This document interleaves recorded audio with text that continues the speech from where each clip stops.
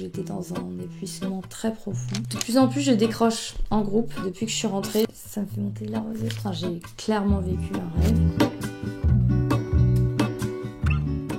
Bonjour à tous, j'espère que vous allez bien. Ça me fait tellement bizarre de reprendre la caméra juste posée, face cam, et on parle d'un sujet. Aujourd'hui mes amis, je vous ai réunis parce que ça fait maintenant 6 mois que je suis revenue de Los Angeles. Pour ceux qui ne me connaissent pas, moi c'est Adé. J'ai vécu à Los Angeles pendant 2 ans. D'abord je suis venue pour faire un stage dans l'audiovisuel, ce qui s'est prolongé en fait en 2 ans. Ça a été une espèce de travail pendant ma 2e année. Et du coup je suis venue pour travailler dans l'audiovisuel. Je voulais absolument vivre le Hollywood Dream et franchement j'ai été servie. J'ai vécu des trucs de ouf. J'ai tourné dans des énormes studios hollywoodiens. J'ai tourné dans les Hills, dans les Hollywood Hills. J'ai fait beaucoup de choses qui peuvent presque paraître comme étant un rêve quand on y pense. Enfin, j'ai clairement vécu un rêve, mais qui n'était pas un rêve facile non plus.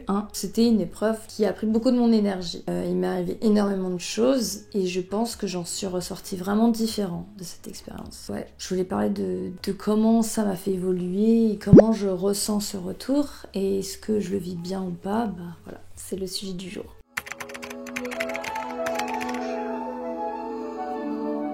J'ai vécu beaucoup de choses de façon professionnelle, autant sur le plan professionnel que sur le plan personnel. J'ai créé toute une vie là-bas. J'ai créé un alter ego, un autre persona de moi et c'est très bizarre de se dire que j'ai toute cette vie qui gravite là-bas et dans laquelle je ne fais plus partie et que j'ai repris cette vie plus posée, plus différente que j'avais à Paris. Pour tout vous dire, j'avais déjà fait un grand voyage avant, j'étais partie en Australie. Le retour a été assez compliqué parce que je revenais c'est pendant la période de Covid, du coup j'avais été mise en quarantaine quand j'étais rentrée. C'était pas une expérience facile. J'y m'étais attachée très fort à tous mes collègues, tous mes amis de Sydney et pour moi ça avait été un grand déchirement de leur dire au revoir et j'avais l'impression que tout mon monde s'écroulait et que en fait j'avais trouvé ma place quelque part à l'étranger, une place que je n'avais jamais réussi à trouver en France. Et du coup, oui, c'était un grand chagrin pour moi de revenir. Voilà, là, c'était mon 2e grand voyage et je l'ai vécu un peu différemment, ce retour, dans le sens où quand je suis revenue en France, déjà, j'avais atteint un stade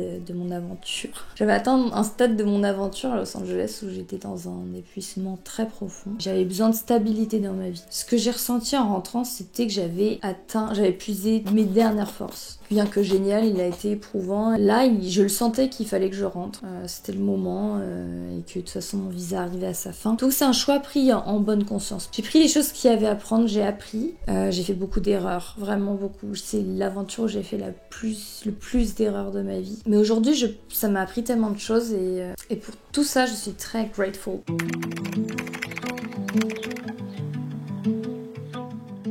Pour revenir au sujet, quand je suis revenue en France, déjà ça faisait très longtemps que j'avais pas vu ma famille, ça faisait très longtemps que j'avais pas vu mon environnement, Paris, même la Bretagne. Vous savez, pour ceux qui me suivent un peu plus, vous savez que je suis née en Bretagne et que ça a une place importante pour moi là-bas. Donc ça faisait très longtemps que j'avais pas vu tout ce beau petit monde. J'avais l'impression d'avoir un peu délaissé mes amis en partant. Commençons par ce sujet, le retour à nos racines. Comment il se passe ? Bon, déjà, mes amitiés, j'ai eu beaucoup de chance, elles n'ont pas vraiment changé. Peut-être que moi j'ai changé, mais en tout cas mes amitiés elles sont toujours, je pense, elles n'ont pas changé. J'étais très heureuse de retrouver mes amis. Il y a une chose qui a un peu changé, c'est que je me sens un peu plus détachée. Quand je suis en groupe, j'ai plus de phases où je me détache. De plus en plus je décroche en groupe. Depuis que je suis rentrée, je décroche parce que j'arrive plus à relate. Oh my god, c'est insupportable. Mais j'arrive plus à les comprendre totalement. Alors ça n'a aucun sens ce que je dis, mais j'ai pas envie que ce soit péjoratif parce que c'est pas ça, c'est juste que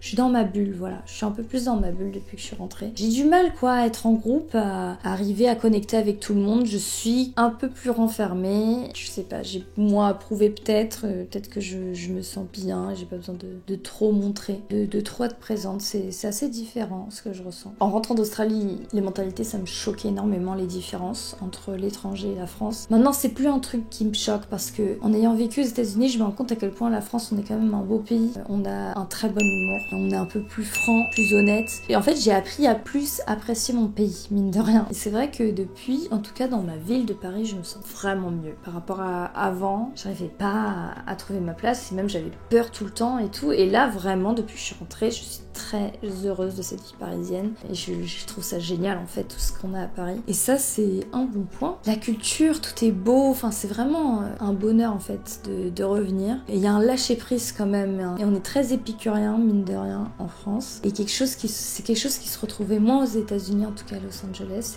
Et c'est vrai que je suis contente d'avoir retrouvé des relations un peu plus authentiques par rapport aux Américains.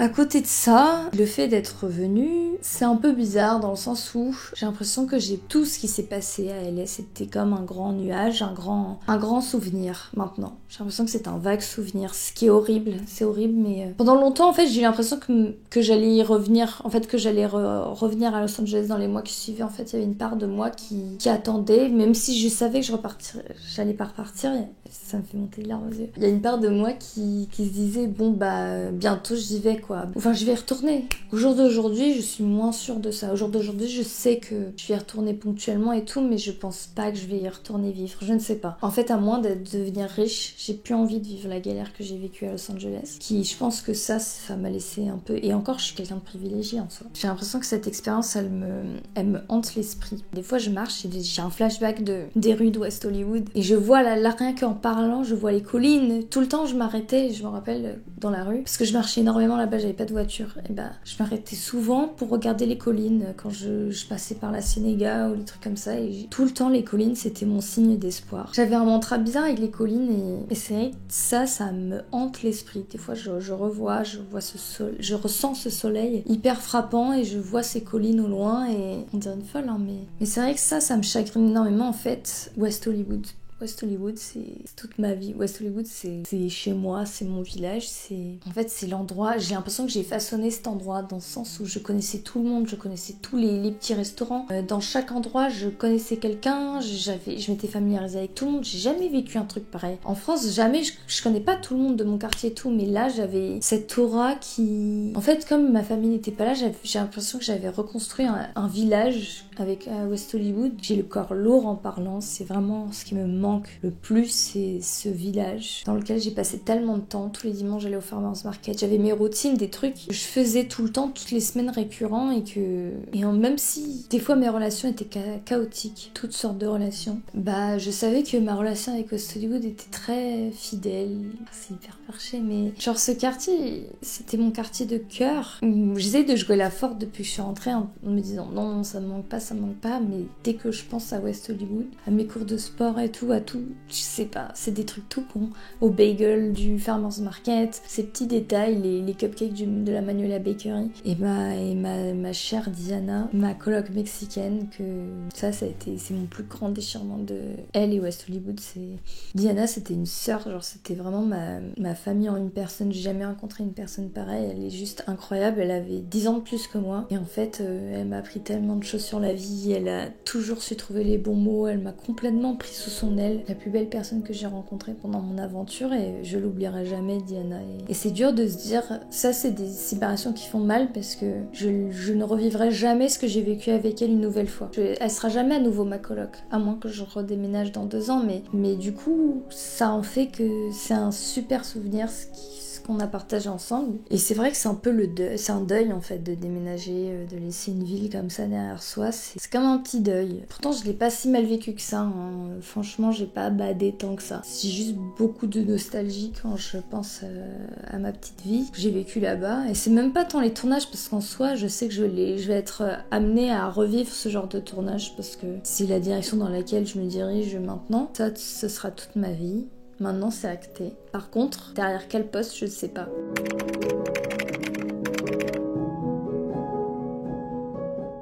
C'est vrai que là aussi, depuis que je suis entrée en France, c'est un peu bizarre, mais vous voyez, j'avais ce rêve d'être réalisatrice et tout. Et j'ai été très rapidement rattrapée par la réalité, dans le sens où j'ai commencé un CDI. C'est un peu le rat race. Luna de noche, bien que j'aime beaucoup mon travail, j'ai l'impression que il n'y a plus que ça. C'est très dur de trouver du temps pour faire et de l'énergie pour faire une activité créative en plus. Alors déjà j'ai YouTube, j'ai YouTube, mais en plus de ça, faire l'écriture et tout, je sais, je le dis dans presque tous mes vlogs. Et ça c'est un problème, c'est que je vois mes rêves un peu s'éparpiller, je les sens de plus en plus lointains. Parce qu'à LA, c'est vrai qu'on me tenait un peu par la main pour que je puisse accomplir des trucs, et ici, c'est moi vs moi-même, et pour l'instant, je suis un peu perdue. Je sais pas comment me lancer, et j'y réfléchis trop, et j'agis pas assez.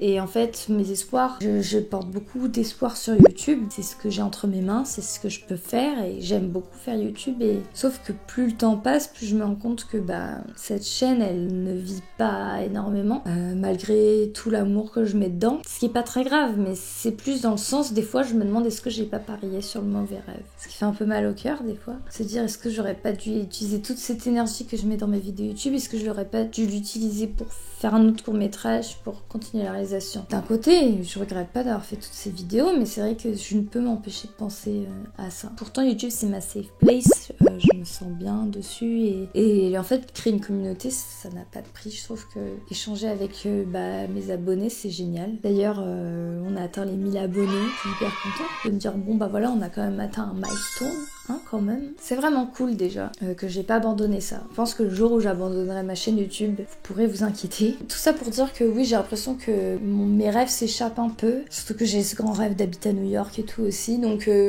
voilà, j'ai la tête dans le guidon. Genre j'apprends en fait un nouveau métier, du coup je suis vachement, je vois que ça, et j'arrive pas à me projeter, alors qu'en soi ça va, enfin genre si je regarde plus loin, dans 1 ou 2 ans, j'espère que je serai formée, que je saurai faire le métier que je suis en train d'apprendre, et que je pourrai après l'appliquer partout et faire... En fait, on sait pas ce que la vie me réserve. Donc oui, globalement, c'est un peu bizarre, c'est un changement de vie total que je vis en fait. Je suis passée de West Hollywood à retourner chez mes parents. Bon, bientôt je vais déménager, mais c'est vrai que je suis toujours chez mes parents et ça, des fois, ça me pèse. Et voilà, aussi un dernier point que je voulais aborder, YouTube, comment je me sens depuis que je suis rentrée, parce que c'est vraiment différent. J'entends des remarques autour de moi qui me font peur, parce qu'en fait, j'ai l'impression d'avoir une double vie. Dans le sens où ici, en fait, j'ai un peu honte. En fait, je veux juste m'adresser à ma communauté, je veux pas que les autres gens voient ce que je fais et tout. J'ai l'impression de vivre une double vie. En fait, j'ai très peur qu'on découvre au travail et tout ma chaîne YouTube. J'ai un peu peur, alors qu'à LA, c'est très accepté, tout le monde aimait beaucoup ce que je faisais. Très cool, je me sentais hyper soutenue ici. Ici, en fait, je sens que vaut mieux que je garde ça caché pendant le plus longtemps possible. Ouais, la France, ça me fait un peu peur dans ce sens-là. J'ai déjà entendu des gens qui disent, critiquer les influenceurs et tout. Enfin, je sens que le jugement est beaucoup plus fort ici, quoi. Et on peut être un peu moins libéré sur ce genre de trucs. Des fois, j'ai des petites sueurs froides qui me montent comme ça. Je suis en mode, oh merde. Genre, imagine ma boss, elle tombe dessus, ou un truc comme ça. Enfin bref, je sais pas pourquoi j'ai grave honte de ce que je fais aux yeux des autres. Aux yeux de ma communauté, je suis en mode trop cool. C'est ça qui a été très dur, c'est la confiance en moi sur YouTube depuis que je suis rentrée. Voilà pour cette petite vidéo.